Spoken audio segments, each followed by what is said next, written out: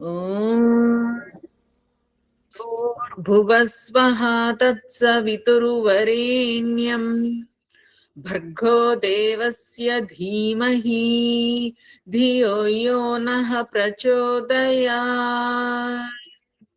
ఓం అసతో మా సద్గమయ తమసో మా జ్యోతిర్గమయ మృత్యోర్మా అమృతంగమయ. ఓం సహనావవతు సహనౌ భునక్తు సహ వీర్యం కరవావహై తేజస్వినావధీతమస్తు మా విద్విషావహై. ఓం శాంతి శాంతి శాంతి. గురుభ్యో నమః. సర్వేభ్యో నమో నమః. అందరికీ నమస్తే. ఈరోజు మనం సాంఖ్య దర్శనంలోని 6వ అధ్యాయాన్ని ప్రారంభించుకుంటున్నాం. 5 అధ్యాయాలలో జీవుడు ధరిస్తున్నటువంటి శరీర ఉత్పత్తి, స్థితులు, జీవుడు ఎందుకు కర్మఫలాలను ప్రసాదించడంలో సమర్థుడు కాడు, వేదముల యొక్క ఉపదేశము కూడా జీవుడు ఎందుకు చేయజాలడో, ఈ విధమైనటువంటి అనేక అంశాలపైన మనం చర్చించుకుంటూ ఉన్నాం. ఇక 5వ అధ్యాయంలో ఒక ప్రశ్న, అంటే జీవుడు అనేది ఒక పదార్థమా అనేది ఒక ప్రశ్న. దానికే అస్మాత్వ నాస్తిత్వ సాధన భావాత్ అంటాడు. అంటే ఆత్మను తెలుసుకో, ఆత్మను తెలుసుకో అంటుంది శాస్త్రము. మరి ఆత్మ ఒక పదార్థమా? అది పదార్థమైతే దేని ద్వారా నిర్మింపబడింది? దానికి నాశనముందా లేదా అనేది ప్రశ్నిస్తూ ఉన్నాడు. అంటే ఆత్మ అనేది ఒక, ఏదైతే మనము ప్రకృతి నుండి ఏర్పడుతున్నటువంటి వివిధ పదార్థాలు ఉన్నాయో, ఉదాహరణకి సత్వరజస్ తమసాం సామ్యావస్థ ప్రకృతి, ప్రకృతి నుండి మహత్తత్వము, మహత్తత్వము నుండి అహంకారము, అందులో సత్వ అహంకారము నుండి అంతఃకరణాలు అంటే సూక్ష్మ శరీరమని, తమో అహంకారము నుండి పంచ తన్మాత్రలు, పంచ తన్మాత్రల నుండి పంచభూతాలు, పంచభూతాల నుండి వివిధ కార్యరూప జగత్తు, అందులో వివిధ శరీరాలు వస్తవి, సూర్యుడు, చంద్రుడు, నక్షత్రాలు, అనేక సూర్యగోళాలు, ఇవన్నీ కూడా ఆ ప్రకృతి నుండి ఈ విధంగా నిర్మితం అవుతూ ముందుకు జరిగింది అనేది మనం తెలుసుకున్నాము. అయితే ఆ పదార్థాల వలె ఆత్మ కాదు. ఆత్మ స్వయం సత్తాత్మకము గల శక్తివంతమైనది. అప్పుడు ఇక్కడ మళ్ళీ ప్రశ్నిస్తున్నాడు, ఆత్మ స్వయముగా ఉన్నది అన్నప్పుడు అది వివిధ స్థితుల యందు ఎందుకు దుఃఖమును అనుభవిస్తుంది అనేది మళ్ళీ ఇంకొక ప్రశ్న వేస్తూ ఉన్నాడు. అంటే దానికి ఏం చెప్తున్నాడు అంటే, దేహాది వ్యతిరిక్తో అసౌ వైచిత్ర్యాత్. నిజముగా ఈ దేహమును గనక మనం పరిశీలించుకుంటే, నేను అందుకే మిమ్మలను పలుమార్లు ఉపాసన మార్గాన్ని ఎన్నుకోండి, ఎంతమంది గురువుల దగ్గరికి వెళ్ళినా, ఎంతమంది ఉపదేశకుల చేత ఆధ్యాత్మిక ప్రవచనాలు వినినప్పటికీ మనం ఎప్పటి వరకైతే అంతర్గతముగా ఆత్మను దర్శించుకోమో అప్పటి వరకు మనకు ఈ శరీరములో ఆత్మ వేరుగా ఉంది అనే భావన వ్యవహారములో ఉండడానికి వీలుండదు, వీలు పడదు కూడా. ఏ విధంగా వివిధ వ్యంజనాలతో శాకమును మనం సిద్ధం చేసుకున్న తర్వాత భోజనానికి ఆ శాకము సిద్ధమైనప్పుడు అందులో ఉప్పు, కారం, నూనె ఈ పదార్థాలన్నీ ఎవరు కూడా వేరుగా చూడరు. అది రుచిగా ఉందా లేదా, తినదగినదా కాదా అని భుజించేస్తాం. అటులనే ఈ మానవ దేహము ద్వారా మనం ప్రపంచ భోగాలను అనుభవిస్తూ ఈ శరీరాన్ని ఉపయోగించుకున్నంత కాలం మనకు ఈ అంతర్గత శక్తులు, అంతర్గత జ్యోతి స్వరూపము, చైతన్య తత్వము, సమస్త ఇంద్రియాలు, ఇంద్రియాలకు గల గోళాలు, ఈ రోమాలు, మజ్జ, మాంసము, ఇవి ఏవి కూడా మనము వేరుగా చూడలేము, తెలుసుకోలేము. కేవలము గురువుల ద్వారా ఉపదేశింపబడి దాన ధర్మాలు చేస్తాము, లోకహితమైన కొన్ని మంచి పనులు చెయ్యొచ్చు. మీరిక్కడ ఇంకొకటి కూడా మనం తెలుసుకోవాలి. ఎందుకంటే మానవ జీవనమును మనం జాగ్రత్తగా పరిశీలించినట్టయితే గత అధ్యాయములో కూడా మనం చివరి సూత్రాలు దీనిపైనే లోతుగా చెప్పినవి. వృక్షమును చాలా కందమూల ఫలాలు ఆశ్రయించి ఉంటవి.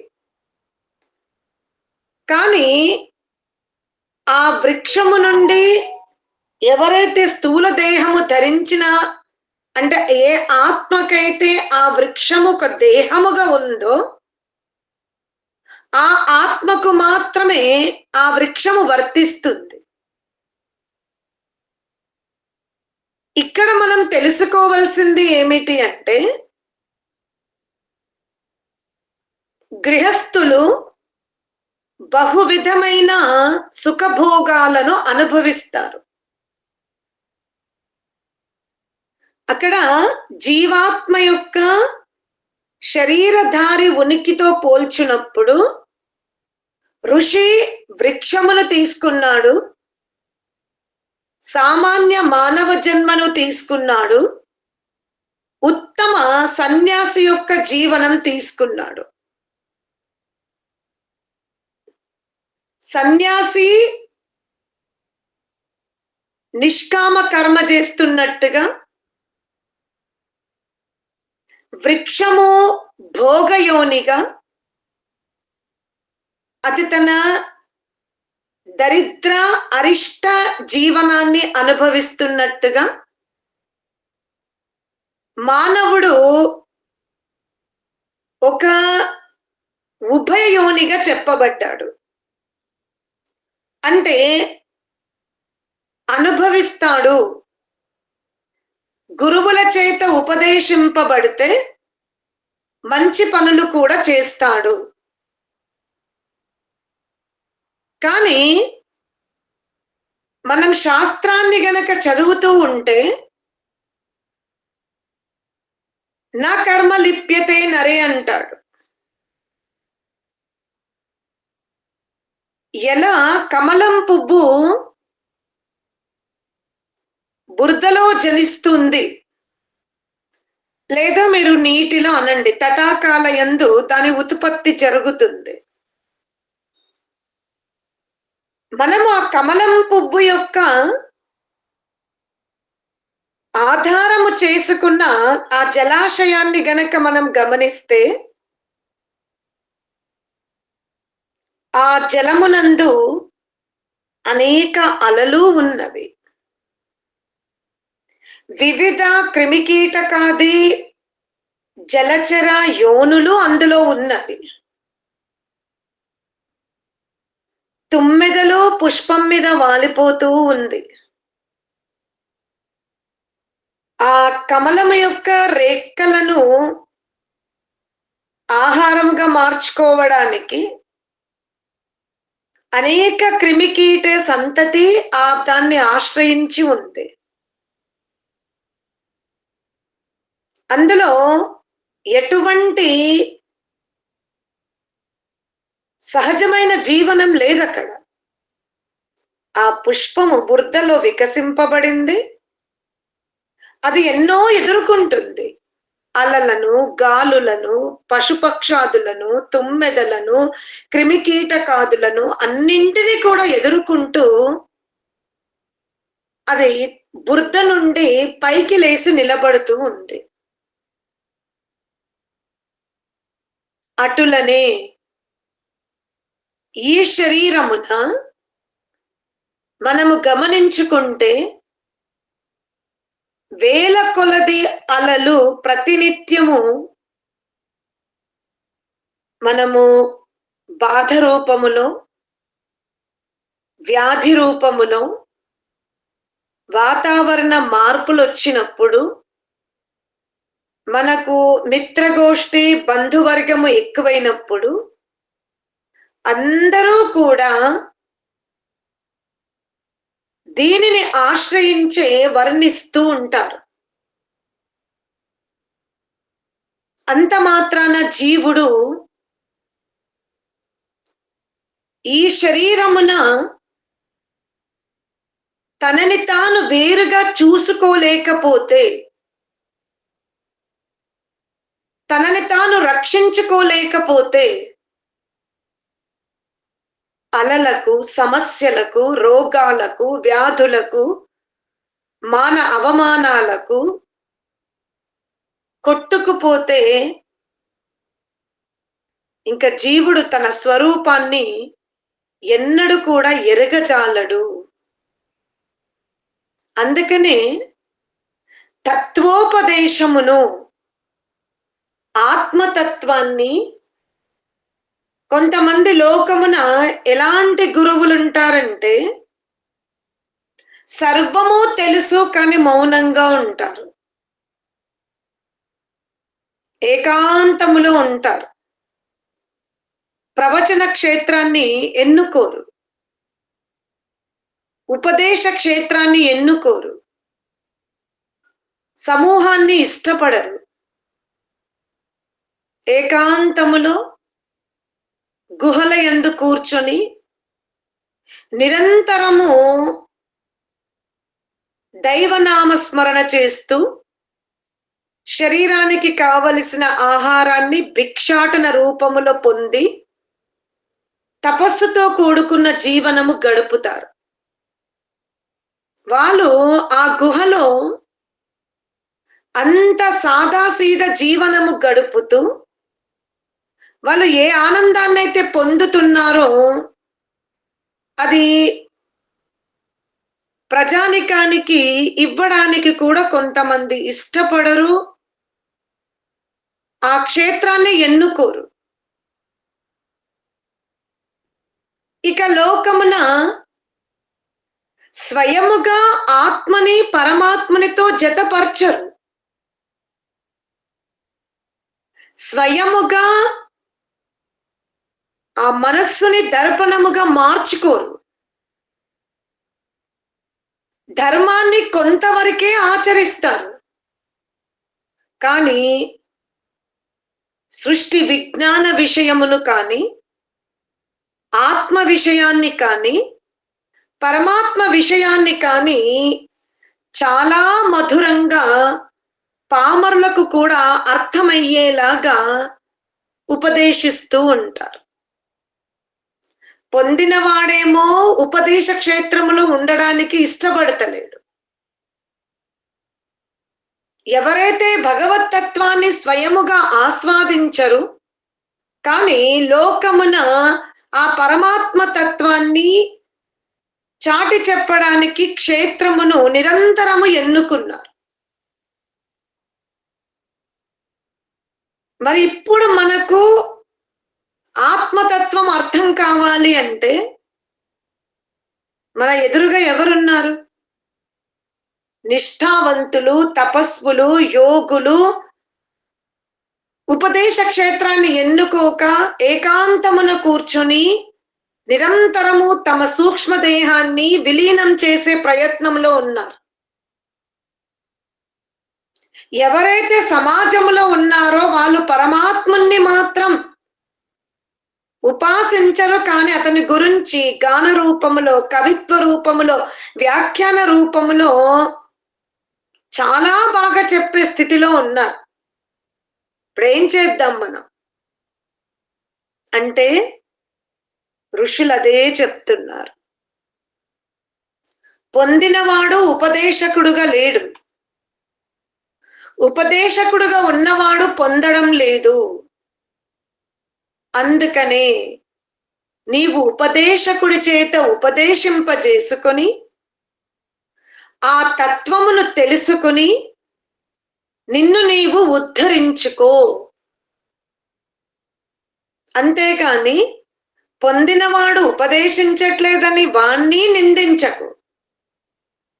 వీడు పొందకున్నా మాకు చెబుతున్నాడు కదా అని ఇతనిని కూడా నువ్వు నిందించకు. నీ శరీరానికి ఏదైతే ఫెవికోల్ లాగా ఆత్మ మోహమాయముతో, కామ క్రోధముతో, లోభాలతో ఏదైతే చిపగ్గయ అతుక్కొని ఉందో దానిని ఉపదేశింపజేసుకొని నిన్ను నీవు వేరుగా తెలుసుకో. ఎలా అంటే, ఈరోజు మనందరి స్థితి వయసుతో సంబంధం లేని భోగ ప్రవృత్తి ఉంది.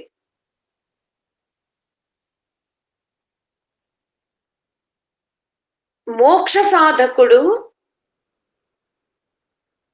ఎప్పటి వరకైతే ధ్యానము వ్యసనముగా మారదు, ఈశ్వర ఉపాసన భయంకరమైన వ్యసనముగా మారదు. కొంతమంది ఇళ్లలో ఎలా ఉంటారంటే, చాయ్ తాగకపోతే నేను జీవించలేను అంటే, గురువు వచ్చి చాయ్ అనేది అంత వ్యసనముగా ఉండకూడదు అని డాక్టర్స్ కూడా చెప్తారు. కానీ ఇతను మరణానికైనా సిద్ధమవుతాడు, కానీ పానీయాలను వదులుకోలేడు. అటువంటి దుర్గుణమే మనలో ఉండాలి. ఏ దుర్గుణం? నేను ఈశ్వర ఉపాసన చెయ్యండి. ఎంతటి భయంకరమైన దుర్గుణం మనలో ఉండాలి అంటే, ఉపాసన చెయ్యకుండా, సాధన చెయ్యకుండా నేను ఏ పుణ్యకార్యం లోకమున చెయ్యను. నేను ఇవాళ ఎక్కడికి రాను, నేను ఎవరితో మాట్లాడను, వాకిలి కూడా నేను ఊడవను. ముందు నాకు ఉపాసన కావాలి. దానికోసం నిద్రను కూడా త్యజించేంత వ్యసన పరులం మనం కావాలి. ఒక వ్యసన పరుడు వైద్యులు చెప్పినా, బంధువులు చెప్పినా ఆ వ్యసనాన్ని ఎలా వదులుకోడో మరణానికైనా ముందుకెళ్ళిపోతాడు. భార్య, బిడ్డల్ని, కుటుంబాన్ని ఎవ్వరిని లెక్క చెయ్యడు. అంతటి ఉపాసన వ్యసనము మనము స్వీకరించగలిగితే, అంతటి పట్టుదల మనలో కలిగితే, అప్పుడు చూడండి, ఈశ్వరీయ సాక్షాత్కారం చేసుకోకుండా, అది జరగకుండా పరమాత్ముడు కూడా ఈ దేహాన్ని మీ నుండి వేరు చెయ్యడు. కానీ మనం వ్యసన పరులం అవ్వాలి.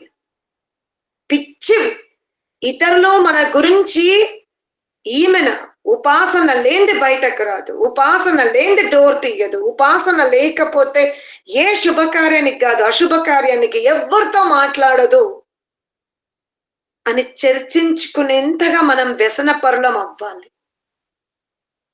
అప్పుడు మనకు అర్థమవుతుంది, ఈ శరీరమున ఆత్మ ఎంత వేరుగా ఉంది, ఆత్మను ఆవరించుకొని ఉన్న పదార్థాలు ఎలా అనువనువుగా ఉన్నవి, ఎన్ని ప్రకాశవంతమైన అణువులున్నవి, ఎన్ని అప్రకాశ అణువులున్నవి అనేది జీవుడు తనలోనే తన దేహాన్ని చాలా విచిత్రంగా చూడగలుగుతాడు. అది జరగాలి అంటే జీవాత్మకు ఉపాసన అనేది వ్యసనముగా మారాలి. అది లేకపోతే జీవించలేనంత స్థితికి మనం వెళ్ళగలిగితే అప్పుడు అద్భుతమైన దృశ్యాలు, చిత్ర విచిత్ర పరమాత్మని కళలు, సృష్టి వైశాల్యము, సృష్టి విజ్ఞానము సర్వము మీకు మస్తిష్క భాగమున ఏ ఫిజిక్స్, ఏ విశ్వవిద్యాలయానికి వెళ్ళకుండానే మీరు మస్తిష్క భాగమున పరమాత్ముడని గురువుతో అంతటి జ్ఞానాన్ని ఆస్వాదించగలుగుతారు. అందుకనే ఈ దేహమున ఉన్నటువంటి ఆత్మ దేహేంద్రియాల కంటే భిన్నముగా ఉంది. అది ఆత్మ. వస్తువు అంటే వస్తువు అనండి, నష్టమేం లేదు. కానీ ఎలా ప్రకృత్యాది పదార్థాల ద్వారా ఏర్పడినటువంటి వస్తువు ఉందో ఆ వస్తువు ఆత్మ అనుకోకండి. ఆత్మ వేరు, ప్రకృతి ద్వారా ఏర్పడిన పదార్థాలు వేరు అంటాడు. ఎందుకంటే ఆత్మ కూడా ద్రవ్యమే, ఆకాశము ద్రవ్యమే, కాలము ద్రవ్యమే. అంటే పృథివ్యాపస్తేజో వాయురాకాశం కాల దిగ్మన ఆత్మ ఇది ద్రవ్యాన్ని అంటాడు వైశేషికకారుడు. అది ద్రవ్యం కాదని ఎవరన్నారు? కానీ ఆకాశము లాంటి ద్రవ్యము ఆత్మ కాదు. పృథివీ వలె ఆత్మ, పృథివీ ఏది ద్రవ్యముగా చెప్పబడి ఉందో ఆ ద్రవ్యము ఆత్మ కాదు. ఆత్మ అనే ద్రవ్యం వేరు, పృథివీ అనే ద్రవ్యం వేరు. ఈ సమస్త దేహమునందు ఏదైతే చైతన్యముగా ఉండి ఈ దేహము చేత వివిధ విచిత్ర కర్మలు చేస్తుందో ఆ కర్మలన్నింటికి స్వామి అయిన, బ్రహ్మాండానికి స్వామి అయిన పరమాత్మని తర్వాత చూసుకోండి. ఈ దేహములో ఎవని వలన కనురెప్ప కిందికి వాలి పైకి లేస్తుందో, ఈ దేహమున చెమట బయటకు వస్తుందో, ఎవని వలన జలము త్రాగుతే మూత్రం బయటకు వస్తుందో, ఈ సమస్త కార్యమును ఈ పిండమున ఏ చైతన్య తత్వమైతే చేస్తుందో అది పదార్థమే. కానీ అది నువ్వు ఊహించుకుంటున్నట్టుగా ప్రకృత్యాది పదార్థము కాదు. అది విశేషమైన శక్తివంతమైన పదార్థం. దానిని ఎరుగుము, లోతుగా దర్శించుకొనుము అని కపిల మహర్షి ఈ విధంగా ఆత్మను పదార్థము అంటాడు. కానీ అది ప్రకృత్యాది పదార్థాల చేత ఏర్పడలేదు. అది దేహేంద్రియాలకు భిన్నముగా ఉంది. నీవు దానిని తెలుసుకోవాలి అంటే దేహేంద్రియాలు అవసరం. సాధన చేసి శక్తిని పెంచుకొని ఆ స్వరూపమును తెలుసుకో అంటున్నాడు. ఓం శాంతి శాంతి శాంతి.